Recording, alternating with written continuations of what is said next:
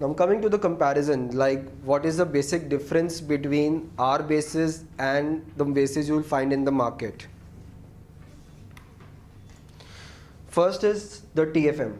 It is a total fatty matter. TFM is more than 40% in our bases, and if you find in the market generally, अगर आप normal आप उठा के देख लो, except few companies, big companies जो बना रही हैं, उसके अलावा अगर आप market में देखो तो 40% TFM होना, I think it's a big challenge. Now SLES purchased. Now the kind of SLES we use, even in SLES, since it's a sulfase based product, we even check its toxicity. There is no toxic check for SLES. I don't think anyone does it in market. Solvent used is pharma grade PG. For melting the base, as I told you, we use only PG pharma grade, which can be inhaled as well.